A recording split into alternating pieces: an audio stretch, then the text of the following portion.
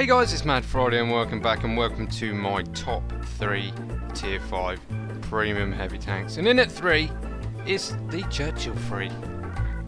So what can I say about this tank? Well, it was originally a Lend-Lease tank sent to the Russians during World War II by the British to help fight off the Nazis. And what a good little tank it is in World of Tanks.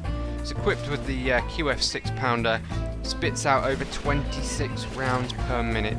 However, it's not very accurate and the penetration is quite low. And with all 3 tanks I'm going to show you, you're going to need a healthy amount of premium ammunition to have a more of an effect on the battlefield.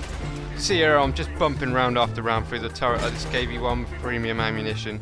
It is slightly unfair, and I've been killed by these many times in the past, which is why I went and bought one, and I'm having a lot of fun in it myself. Anyway, it's in the top 3 for me. However, it's not second or first because it's just a little bit too slow for me. It is really slow. It's just like a Churchill, except it has more spaced armor around the tracks, which I think even makes it heavier as well. So it's pretty damn slow. However, you can't argue this gun is pretty damn good. So what's going to be at number 2 in my top 5? Tier 5 premium heavy tanks. Well, this is a tank I bought when it first came out, when it was only in the store and not on the tech tree. It is the Tier 5 British premium heavy tank, the Excelsior. So this tank was designed as a replacement for the Churchill one, I think. However, it was not accepted. There was only a couple of prototypes made, I think. But what a good little tank again it is. It has very strong frontal armour. The turret's quite strong as well. The side armour's pretty good. It's not as good at side scraping as the Churchill 3. However, angling the front plate on this can be pretty troll. But the biggest drawback with this tank, and which stopped it being my number 1, is the turret. The turret is well armoured, however, the front of the turret is very flat. So it doesn't matter how well you angle your hull armour, the front of your turret, if you want to shoot at the enemy, is always going to be a nice flat target for them to shoot at. And that is the reason it's number 2 and not number 1. Again, it's quite fast for a heavy tank. That's another reason why I prefer it over the Churchill 3, and it's a lot of fun. But it does suffer with the same weak gun problems that the Churchill 3 has. The gun on this is pretty pathetic, to be honest, and again you're going to need a lot of premium ammunition to be even able to damage things like Matildas, an angled Matilda with standard rounds. You'd probably bounce most shots off of that. But anyway, there we go, that's my number 2, the Excelsior. I like this tank, I play it quite often. And now it's in the tech tree, you can purchase it for gold from the tech tree. So, probably a good thing to buy if you're looking for a British crew trainer. There we go, that's my number 2. Right, so what's going to be my number 1 Tier 5 premium heavy tank? Well, instead of saying anything about it, I'm just going to play a little song, and here it is now. You've been a good friend, and that's in the thick and thin, and I know it's never gonna end, 'cause you've been a good friend.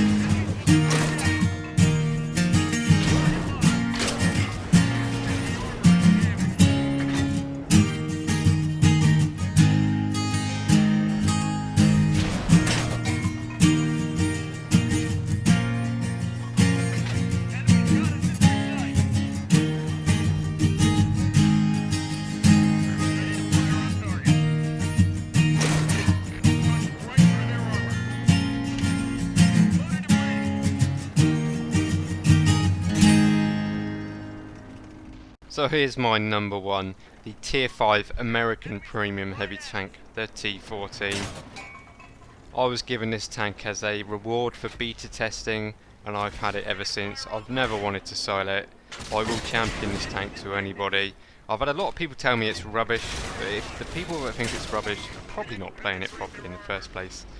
I love this thing. I've played nearly 500 battles in it. We've had a bit of a love-hate relationship at the start, but when you get to know what it can do and what it can't do, well, what it can't do really as a tier 6 game, but in a tier 5 game you can have a very big impact on the game, as long as you know when you need to use premium ammunition and not to use it. Like that Churchill 3 there, he's not a great angle, but still going to need premium for him. We're going to watch the rest of this match because it does highlight just what this tank can do and also what it can't do and what sort of tanks it doesn't like to come up against. Right, so that M4 and the Churchill, we clean them up pretty quick. Done a fair bit of damage so far. Now is that KV1 we saw at the start. He's come for some more. Unfortunately, I've got a lot more health than him, so you're going to die, my friend. Here we go, straight in. Nice. Also, this tank is fairly quick in a straight line. The track traverse is pretty bad, but in a straight line you can pick up a fair lick of speed, and that is one of my reasons why it's my number one. The speed is pretty good. The armors, it works. Whether it works as well as the Excelsior and the Churchill 3, maybe not. However, the turret is nicely rounded. You can get this thing hull down, and also the gun. It has slightly more alpha damage than the other two, especially the Churchill 3. A lot more alpha damage than the Churchill 3. So you can do more damage per shot, so when you see something like a BDR, that just helps you sometimes, although my premium rounds are starting to let me down now. And this is where we're going to see the limitations of the T14. The accuracy isn't great, but it's enough to snipe weak spots at short range. No hope of doing it at long range. See, I've got lots of health at the minute and that BDR is almost dead. But it's all going to go wrong very quickly. So I've been hitting the turret. I've already used my repair kit, so I'm trying to line up my tank with the tracks to shoot, but it's all going wrong. The BDR's hit me with that 90mm cannon, and it's all going wrong. Starting to derp out a little bit, and then the 90mm hits me again. However, the two tanks that survived on our team, two tanks and artillery, they managed to cap the game out with a couple of seconds to spare, and we pick up a nice daily double and nearly 2,000 experience. 2,000 damage. Didn't make any money though, because I fired a lot of premium rounds, and that is going to be the trouble with tier 5 premium heavy tanks.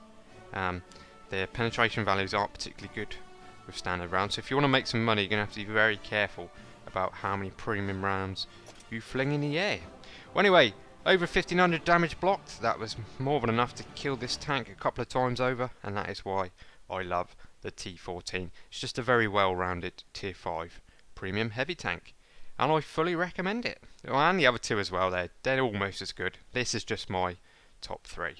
Right, cheers guys, thanks for coming along. Please give the video a like if you did. Please sub if you're not, and I'll catch you on the next one. See you later.